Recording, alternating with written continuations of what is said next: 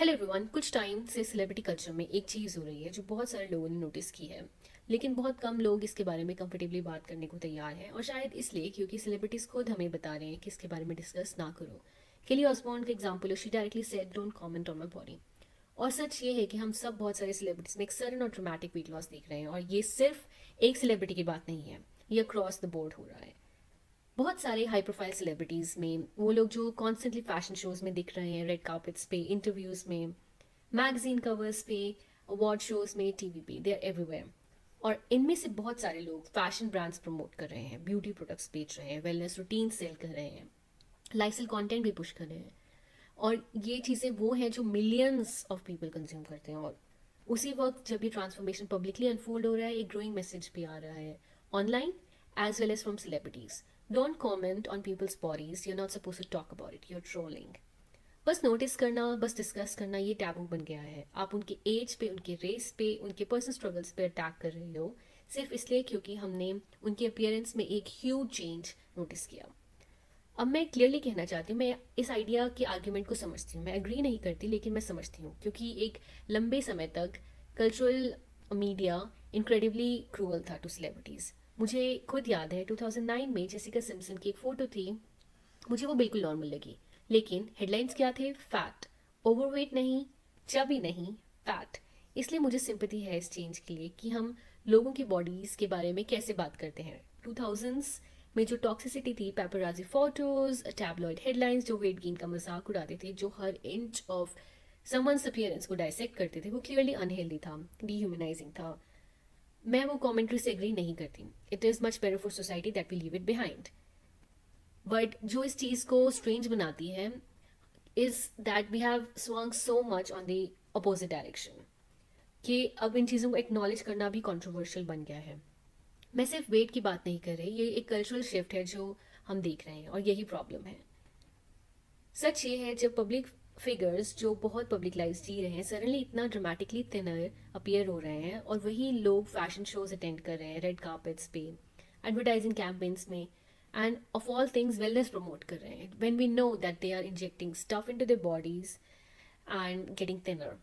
So all of these transformations, they do not exist in a vacuum. और ये controversial especially now is because what a coincidence कि Ozempic और दूसरी GLP-1 drugs public conversations में आ रही हैं, explode हो रही हैं पावरफुल वेट लॉस टूल्स के रूप में। हाँ, मैं जानती हूँ सिर्फ वेट लॉस के लिए डिज़ाइन नहीं किए गए, लेकिन क्लियरली इस वक्त इसी तरह यूज़ हो रहे हैं।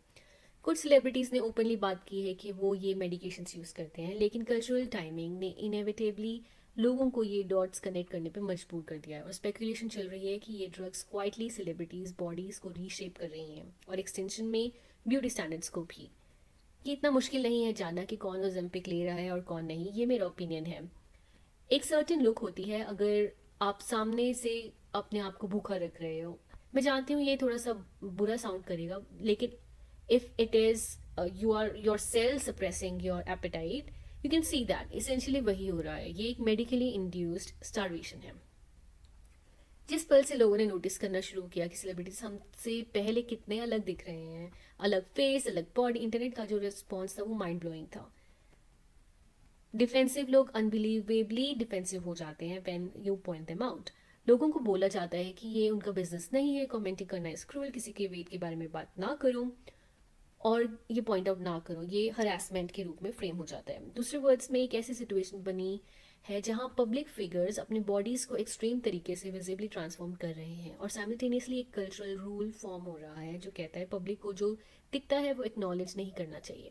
लेकिन अफसोस, human beings are not made like that. हम चीज़ें नोटिस करते हैं, लोग नेचुरली पैटर्न्स ऑब्जर्व करते हैं, चेंजेस, कॉन्ट्रास्ट। हम ऐसे प्रोग्राम तो नहीं हुए, स्पेशली जब वो चेंजेस इन्वॉल्व करते हैं famous figures like Demi Moore, Hilton sisters, Lindsay Lohan, Nicole Richie, Ariana Grande, Cynthia Erivo, Kelly Osbourne and many other celebrities.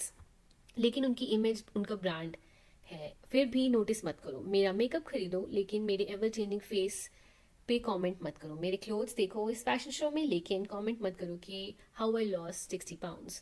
और सबसे बुरा जब ये लोग हमें वेलनेस बेचते हैं, when we know the reality. अब हम थोड़ा बॉलीवुड के बारे में बात करें तो we can see it's quite prominent these days in Bollywood celebrities as well.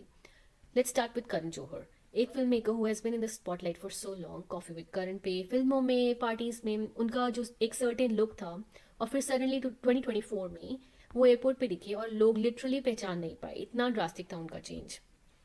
Internet पे तूफान आ गया, रेडिट थ्रेड्स भर गए। Someone commented Olympic face clearly दिख रहा है, किसी ने लिखा वो ज़्यादा एज लग रहे हैं, रिंकल्स भी ज़्यादा प्रोमिनेंट दिख रहे हैं। और करण ने क्या किया, उन्होंने क्लियर किया एक पॉडकास्ट पे राजमानी के साथ।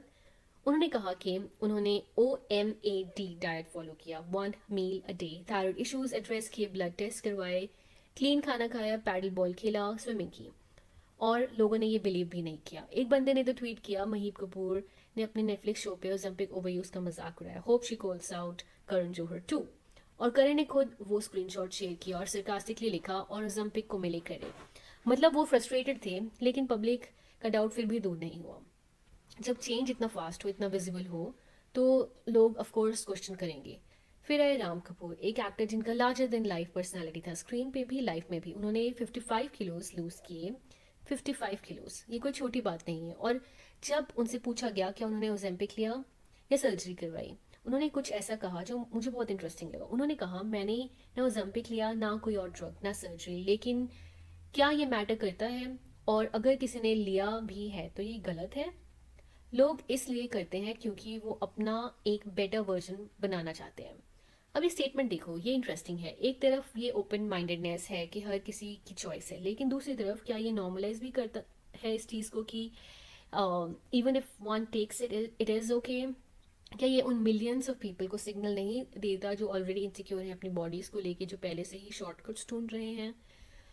And now look at Kapil Sharma, comedian, entertainer, जो जिनका काम ही है अपना मजाक बनाना, so that you can make other people laugh. Now उनका इतना वेट लॉस हुआ, एक दिन एयरपोर्ट पे जब वो दिखे, उनका वीडियो वायरल हो गया। कमेंट्स में लोग लिख रहे थे, what's with these celebrities cutting down weight, first Karan Johar, now Kapil Sharma. किसी ने सीधा लिखा ही is been taking Olympic, LOL। अब कपिल ने कुछ ऑफिशियली कंफर्म नहीं किया, लेकिन फिर वही बात है, पब्लिक परसेप्शन नहीं रुकता कंफर्मेशन का वेट करके। द बॉलीवुड सेलिब्रिटीज जिनके बारे में हम बात कर सकते हैं, लाइक बादशाह, भूमि पेडनेकर, विद्या बालन, सलमान खान, कपिल शर्मा।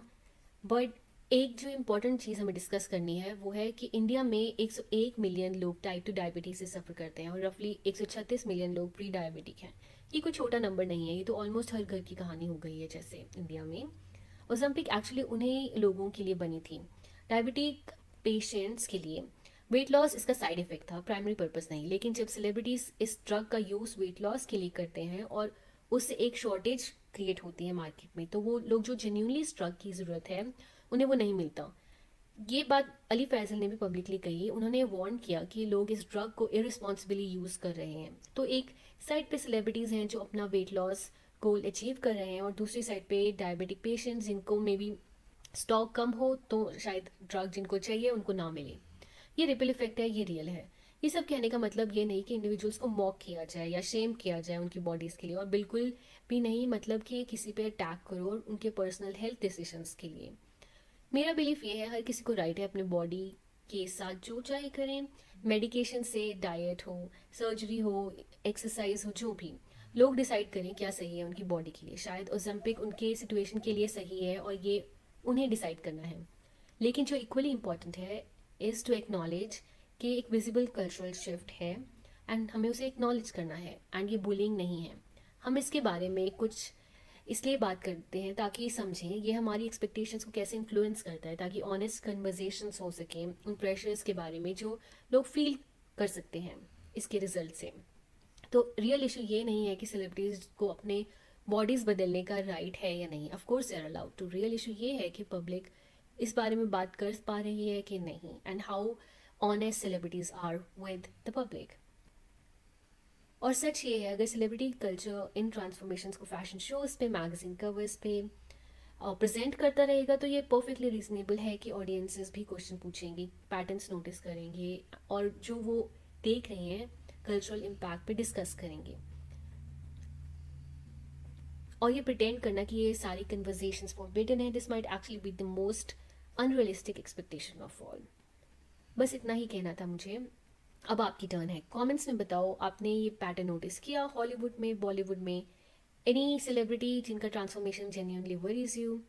और अगर आपको ये वीडियो यूज़फुल लगी हो तो लाइक करो, शेयर करो और चैनल को सब्सक्राइब करें। It really helps the channel. मिलते हैं अगली वीडियो में।